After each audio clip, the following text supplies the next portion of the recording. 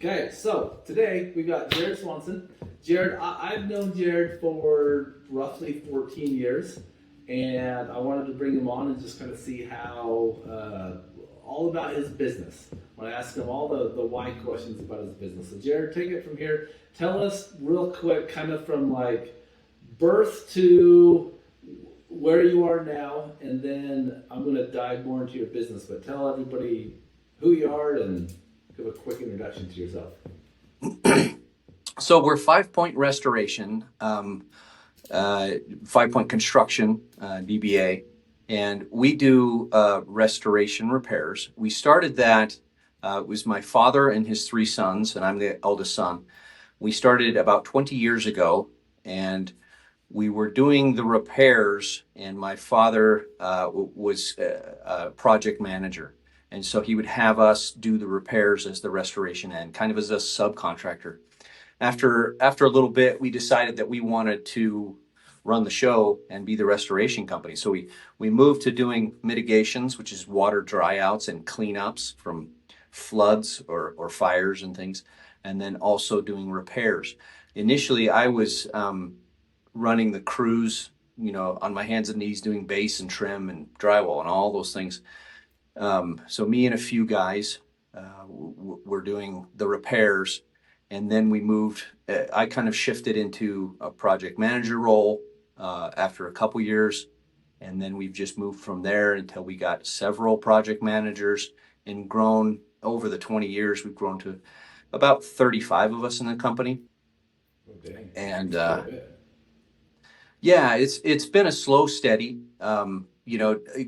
Getting over those hurdles of your first $500,000 gross or gross work done in a year, and then going the million, 2 million, 3 million, just kind of growing. So let's go back to where. So your dad was basically a general contractor building stuff, and hmm then he saw. Did he see this opportunity and kind of wanted to switch, or did he say to himself, "Hey, I've got some sons. I need to keep them busy." Like, tell me kind of how 5 Point really came to be and fruition of it. Okay. Yeah. My dad, general contractor, and he built several homes, and us, his sons, had worked with him, and we had had a desire to keep working with him, but they needed to grow, right? So just building it, just being a one man show wasn't going to work. So um, my dad took a job as a licensed general contractor, but he went to be a project manager for a restoration company. Oh, And at okay. that point, us, his sons, were in college, doing this and that, and I didn't finish college, but I went for a year, and then my dad approached me with this opportunity. He was like, well, why don't we start a company that's a Swanson company, and then he was able to assign jobs to get the work done. And then it grew to the point that that's when we jumped over from him being a project manager at a different restoration company. We jumped into being our own. It's kind of the next. We took the tier up, so we were the restoration company, and then Yeah. we utilized a few subcontractors, but mostly it was us in house because with the three boys we had the experience using our hands, hammers and nails and stuff, and then also working with my dad on projects. So it was kind of a natural fit, and I think a lot of construction background people find that an easy fit to jump into the restoration world. Um, One of the big shifts is that you go to having the big payee, which is the restaurant, or excuse me, the insurance company. They're then a little more stable than trying to find contracts with Yeah. homeowners. And so that was Okay. kind of the shift in mentality. The timeline, it was around 2005 is when we started it, and there was a shift a little bit with housing, and that's usually what pushes guys that I've noticed as they go into restoration type work because it's more stable. You don't make per se as much money as you do when the housing boom happens and you're in housing, but when the housing slows down, you go way down, so there's an opportunity to shift over, and it's a little more steady Yeah, you revenue. probably have a lot more not flat line. as far as potential income, but more flatline as far as like prediction on income, and it's not the highs and lows of like you build a house and then sell it, and then you got to go find land and all that stuff. Yeah. Yeah, I think the industry, the restoration industry is a little more steady, and it's a little more of a business, uh, from the perspective that you're bringing in people that have the background of real specific project management and working with insurance companies. I have a lot of respect for those guys that build houses and do that, but it's kind of a feast or famine, and they do feast. Good for them. They feast when it's going good, and when the They housing's feast, but rocking, they also famine. it happens. It gets real competitive when the land becomes hard to find, and Yeah. the yeah. So you're in a unique situation. You've got two other brothers. Tell us, is your dad still there? Is it just the three brothers that kind of run the show now? How was it? Like, talk us through like how it has been coming in and working with family and the pros and cons of all that. Yeah. So yeah, my dad started it. I think he was, let's see, that would be, he was about 55 when he started it. And now 20 years later, he's 99% retired. He pokes his head in every now and then, but yeah, he's retired. And so, us, the boys have taken it over the last 10 years, and been running the show, making the calls on things. And, it's been interesting. Dive into that real quick. Yeah, how is it? Because that's a unique situation as well. Trying to like your dad brings you in, you work with your brothers, and then your dad's like, "Okay, I'm leaving." How did that? Was there like conversations that everybody kind of know? Like, tell us how your dad leaving and the three brothers kind of came together. How did that all happen and go? Um, it wasn't a specific thing that we said. It just kind of happened. It just kind of he phased out. We Okay. could see that he was less able to be invested with his whole being into the organization. So we just stepped up. So it kind of just naturally grew that we started to take on roles, and then we haven't really forced the issue of who's the president of the company and who's the VP, and that kind of thing. We haven't thrown those titles around like sometimes is necessary. It's just kind of naturally evolved, and that's one of those things that can be a positive of working with family, and it can also be a negative. Is like who's taking over for dad now? Like what's going on? who's gonna be the lead voice? And that, I think that's been a little bit of a struggle, but it's been good. It's worked out. So There's all. the tell us about. So there's you, Brian, and David, right? Mhm. That's correct? Yeah. What are their roles? What's your role in the company, and how did you kind of like transition into that, or how did they go into it? Um, Brian runs, I don't know if he's officially the CEO or the president, but Brian runs as the CEO and president. He's in charge of the overall. I think he takes the lead on the decisions.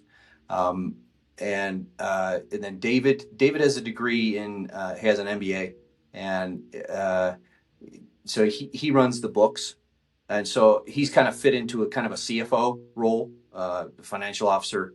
And I work in the repair department. I'm mostly doing the inspections, the initial site, diagnosing what needs to be done, putting a report together, and then I work with the estimators and then the project managers, at a bit of a macro level, and discuss with them any problems they come into. Okay. Dang. And you can do that because your dad taught you from a young age all the kind of a well-rounded, like all the trades, and you've been a little bit of a general, and then you start out a little bit doing the repairs, so now you have a completely different view of how to manage them and the proper expectations and all of that, correct? Or Yeah, I would say that we, are the three brothers, and my father, are more contractor, blue collar guys than the white collar run a business okay, guy. And sometimes that's tough because we don't have that background of the white collar, like knowing the finance world and how to put together, packages for loans and things. We're not as versed in that, and we don't have that background. But the get stuff done, I think that's where we excel is when we see things. I think that's what my father and my grandfather instilled in us, is that, the end of the day, just get it done. And Yeah. we try to minimize the complaining, throughout our lives, about just go get it done, and then afterward there's good times. Just so the execution is probably where we're strongest and focus. That's awesome. That's awesome. So tell us, I mean, I imagine you have seen some nasty stuff, or had to pull out carpet. Stuff smells like. Tell us a couple stories of like the worst house or property you guys had to go through, or the worst smell, or just like the worst restoration ever.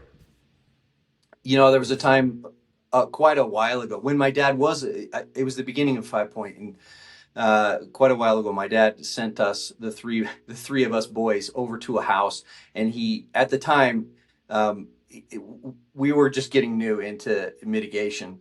That's the clean out, and he heard, hey, this lady has some sewage backing up into her home, and so go out there and take some fans and cut out the carpet and dry it out. So Brian and Dave and I went there, and there were floating logs in the basement. Ah, It was man. Thanksgiving, and this lady this lady lived at the end of the road, and it was obvious that everyone in the neighborhood had 100 people Oh, flushing the toilet, because it just pushed, and she had never had this happen. She's like, wow. But it was, Thanksgiving evening, and it just shot out of her toilet and just flooded her basement. And it was probably 4 or 5 inches of water, but it was more than water. And there was toilet wait. paper and all the Did you guys debris. like paper, rock, scissors for who went in, or how did that go? Because that's nasty, man. It was horrific. And actually, it was a couple days after Thanksgiving that she noticed it, because she was a little bit older and she didn't go in her basement. And so she's like, what is that? And she opens her door and looks down and just made the phone calls. But yeah, we, the three of us just went down in there, but we didn't have really the proper gear in retrospect, hindsight. You wouldn't want to send an employee like that, because they'd get on you for the cleanliness. Yeah. It was not good. That was probably the grossest, but there's a lot of smells that you run into that are like, usually it's related to that. A lot of the water damage, but we categorize it as category one is a clean source of water, and that's bad too, because it delaminates things and ruins things. Category two is it usually comes from a mixed source, maybe some outdoor water that's got a little bit of it could have pesticides in it. We just don't know. It's kind of a gray water, we call it. Then there's the Cat 3, and that's the black. That's like biohazard. And the Cat 3 was what that lady had in her basement. But we run No, I into think she had cat four in her basement. Am I right? yeah, that was a bad situation. But Oh, yeah, what that about that animals? happens. Any? What about dead animals? Do you ever see any of that stuff, or rotting, or maggots? Not often. No. We have done a couple, and those are really difficult. Now typically they've already been cleaned up, but some biomatter is left over, and it's a biohazard to take care of it, and we do that with respect. But some situations have been really tough. The carpet may have some other debris on it, and so you've got to be really careful. And so those are scary. One of them was a that's rough to go into that house. You can kind of feel the heaviness, Yeah. and gaining access, talking to the customer, or the relative of the deceased, and you just get a heavy feeling about it. It's sad, um, but somebody has to do it, right? Yeah. So, have you? So, in those situations, have you ever gone in where someone's committed and they've been there for a couple days or a week or two before they knew about it, and then how does the process go from that moment to when you walk in? Like, walk us through the process of how do you get notified? How do you get that house? How do you handle it? It typically comes to us through the insurance, or we sometimes get calls directly from people Googling, cleanup, biohazard cleanup. Typically, the family finds someone and then notifies the police or someone to come take the body, and we usually end up getting there after the initial cleanup has been done, which is removal of the body, and sometimes they'll cut out just the outline, the area where the person has been, and sometimes I've never seen the chalk, but it's interesting because we've seen like one was with the and there were all over on the ceiling from the angle, so you got to clean all that up, and often you just gut it down to the studs, take all the drywall out and all the flooring, power wash and clean everything, and get it ready to put back. So by the time you get there, the cops have already done all the investigation. They're done taking pictures and doing all their stuff, right? And so once everything like that's done, then you come in and and often there'll be an adjuster, an insurance adjuster that will come. I've met them out on those situations a couple times, and it's definitely a different atmosphere than a regular water loss. But you go in and you're talking about like this and that, and it's obvious what needs to be taken care of. And you make some notes, and then you go write up an estimate and get it to the insurance. But that's typically how it goes. Dang. Okay. So you do you mean an adjuster at every job, or do you go through adjusters to get jobs? Like, tell us, because you work quite a bit with insurance companies, so tell us how about that and how fun that could be or not be. Probably about 85% of our work comes from the insurance companies or a third party that represents the insurance companies. So a third party is like a clearinghouse that gathers all the claims that they've got direct ties from, just as an example, Nationwide. They send it into the third party through, some software, through a web page. They bring it in, and then they've got a rotating assignment to anyone that's on the program with the third party. And often those agreements are set up nationwide throughout the country. And then, so they send them in, it gets routed digitally, gets to, someone assigned. And we're on a lot of the programs. A lot of the larger restoration companies are on most of the programs. And so those third parties will distribute jobs. And so they often want you just to deal with them through phone or through sending data through the cloud. You're just entering documents here and there on their systems, and the systems are always evolving. And so you mentioned the good or bad. Frankly, it's kind of a nightmare, and that's probably one of the worst parts of the job is dealing with those systems they have that are always evolving, and their guidelines are always changing. The good thing, though, for the customer, for the homeowner, is that there are people like us who are experts at it, because we have to be, or we're out of business. We have to learn to deal with these insurance companies, and they are difficult. And so, a homeowner just trying to make a claim and work through it themselves, it can be done for sure, but it's a nightmare. And so utilizing a restoration company is definitely an advantage, because we have to go through those steps all the time. All right, a slight malfunction, but that's fine. We're back now. So, so tell me one thing that you would change in the industry if you could. Like one thing that's super annoying on your end that most people wouldn't know, but you would love to change. From a business owner standpoint, I think so. They use a third-party system to determine pricing for our industry, and I think that the data needs to be a little more nimble, a little more accurate. It tends to lag months and sometimes years behind. For example, like the price of drywall, they determine how much it costs to do a piece of drywall, and they survey. And I know they do. I've been down to Verisk and seen Xactimate, the software we use. So they survey contractors, and they get the price, and they set the price, and then everyone has to use the same price. The problem is I think they're off by a significant amount. Some of the prices will stay stagnant for years, like a decade, and then all of a sudden will jump a lot. And so, not to bag on another company, but I know they do a good job. They're trying, but I think that that's a major hindrance to companies like ours trying to stay afloat. Is that, man, we're always fighting for every dollar because Yeah. they're way underpriced. So if you go into a house, you have 10 square feet of drywall, let's say, you don't go in and necessarily bid that. You're like, hey, there's 10 square feet of drywall, and you look at the chart and you're like, it's going to cost me X amount, and there's nothing you can do about it. That's just set. Yeah, So if the yeah, drywall goes up tomorrow, then that price doesn't get adjusted for months down the road. hmm yeah. They send out a price. Yeah, that's precisely how it is. And there's a big misunderstanding. A lot of homeowners, I've been confronted by homeowners that say, I know you're setting your prices and you're gouging the insurance companies.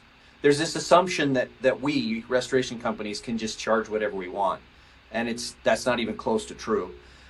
I think it might have been 40 years ago, from what I've gathered. But we have to use the program pricing, and the only way to get around it is to be a real bully and make a deal with the homeowner and then try to come around and bully the insurance companies for a higher price. We on programs, if we want to get jobs, we have to adhere to their pricing. And it is true. So mostly when we do an estimate, all we're doing is a scope evaluation. Like you say, I just go in and say there's this much drywall, there's this much paint, and as long as I'm doing the exact square footage, the next guy will have the exact same price, because if it's same square footage, there's no variance in pricing. So if a homeowner gets three bids, they're all going to be the exact same. So Unless they what's that? unless they use someone who's not using the pricing. And if they do that, so that happens all the time. A homeowner says, I want to grab three bids, and I say, go ahead, I mean, do what you want. They go and they get maybe their neighbor, and their neighbor bids it in a standard construction, which I totally understand. A standard construction estimate, it's actually more accurate. They're going to put together a bid, but I guarantee it's not going to match what the insurance will allow. And so they will tell the homeowner, you need to get bids from people that will use our pricing. So that's where we go out a lot and do free estimates where we're scoping it out and we're saying we agree to do it for this price. And then the neighbor guy, he's fine, but he's doing it differently. His pricing is going to be 20, 40, 100% higher, and the homeowners get real frustrated.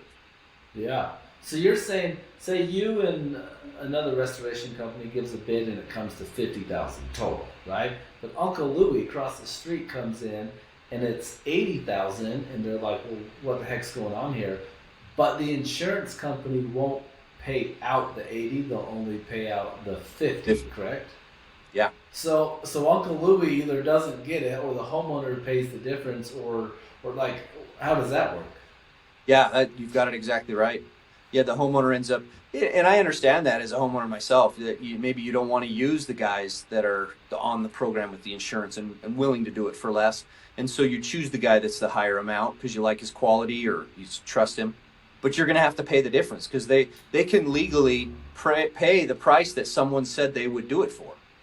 And that's a majority of the time, the scenario there. And you can make a really good living and have a strong company of doing the insurance pricing, but you've got to get volume. You've got to get a lot of jobs, and you've just got to have it steady. Just keep it going.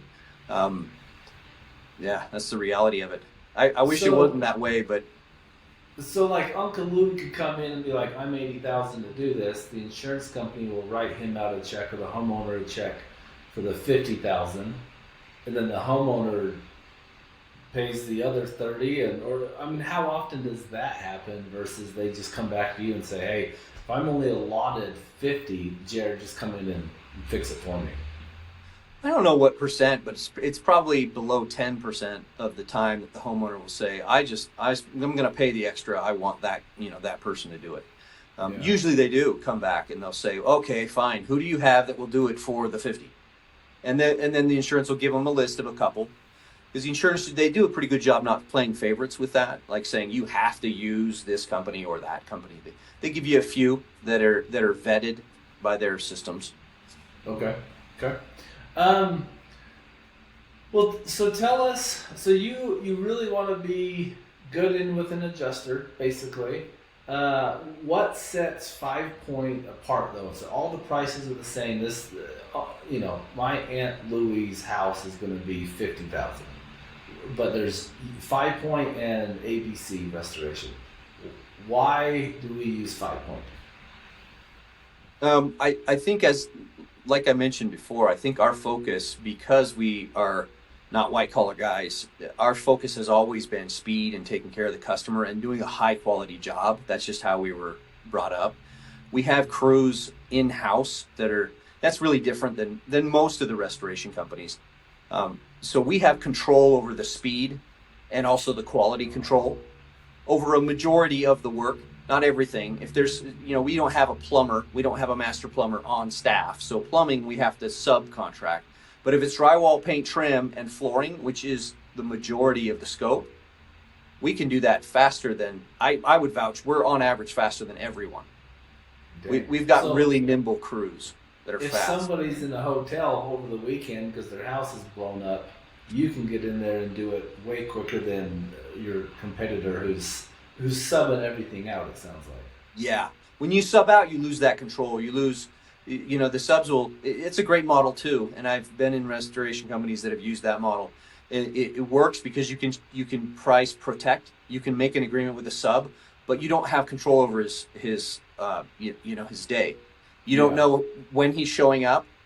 You can ask him, you can beg him, but you can't fire him per se. You can hope, but it's tough, and you usually end up with the subs. You end up them showing up late a couple times, or they go home early, or you have less control over the schedule that they maintain, unless you get a really good sub, and you search for the best subs, but every now and then you end up with a dud. So having some stuff in house really helps. I think that sets us apart. I think we're going to be one of the fastest on average, and then. Being a small family business, we're not a franchise that's coming here to just, get a bunch of money and run and make a life out of that. We're here, and our reputation is our name. So I think there's a lot. Speed is such a big thing. If someone's staying at a friend or a family or a hotel, really they just want their house fixed and be back in, right? Like it's the same price to them, it's the same deductible on their end, and so to them speed is a major factor. So that's cool that you guys in-house the majority of what you do and can get it done faster, just for peace of mind, and so they're not in a hotel and they get back onto their normal lives. Yeah, and that usually is the number one concern someone has. Often when I do that first inspection and I meet with someone, that's the most frequently asked questions. When can you start? And then the next is, when can you finish? Yeah. Like, get it done. When are you out? Yeah. Yeah. And especially if they understand that the pricing is set by a third party. So I'm not there to negotiate and try to undercut anybody else, but I can tell you that I can get in and do it for the price that the insurance will pay as fast as we can. Yeah, that's awesome. And that's usually a win. So tell us, because I've used you before, I've sent you out to clients before. I know there's some things Five Point Restoration does and some things you don't do or want to sub out. Tell us kind of your bread and butter. Tell us stuff that you like I don't know if you do mold or whatever, like kind of walk us through the scale of what you do and what you don't do. And we do water cleanup with the mitigation, dry out.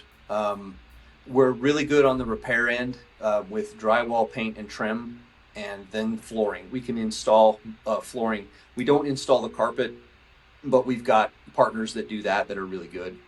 Okay. The mold stuff, when you run into that, the tricky thing there is you've got to get an EPA certified inspector to certify, and so that's a third party. You got to get them to come in and look at your, they're going to evaluate with the canisters, they're going to take samples, make sure that you've done a good job cleaning things. So that's a good job to get, a mold job, but that's not really the one that we focus on per se. We've got, some other things that we're maybe better at and more, look forward to. What about fire damage? Do you guys do a lot of that? Yeah, fire damage is good work. usually bigger jobs. They can drag because you'll often need to get the city involved for your inspections and things. And so anytime, time is money, and the jobs that take a long time are not usually ideal, and fire jobs typically take longer.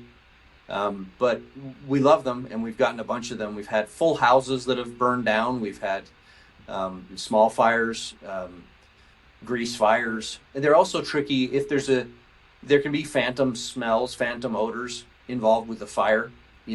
Sometimes you come back in the house after we've cleaned, and you think you're smelling something, and it can just be, that's the industry terms, phantom odors.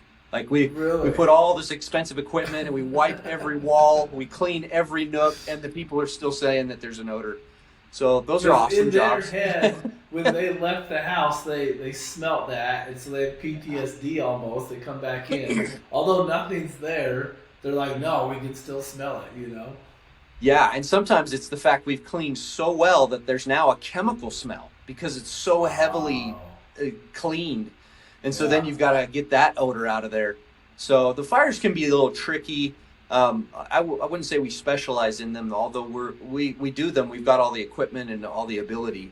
But as a bread and butter, we don't do as many fires. Exterior damage is big in the industry. When you get windstorms, they rip off tabs of your roofing, and they'll blow down fences.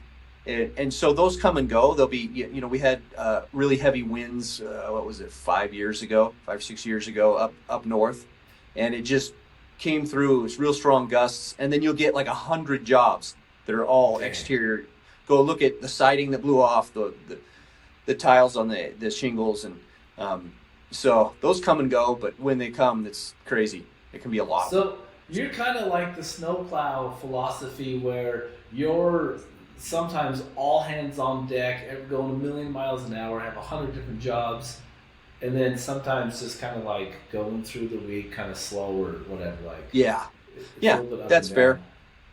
Yeah, and our jobs, they probably average. I haven't looked at the numbers recently, but typically you're just under 10,000 per job, and so you're not hitting home runs. You're just looking for a lot of singles. Just get on base. You're just trying to do a whole bunch of little, these medium-sized jobs, and typically the about a $15,000 job is the golden job, because like I was saying before, you get a huge job, those can take so long to move and get to completion compared to one that's 10 to 15. Those are usually the golden size jobs in this industry. Where you're making enough money to send guys out, keep busy.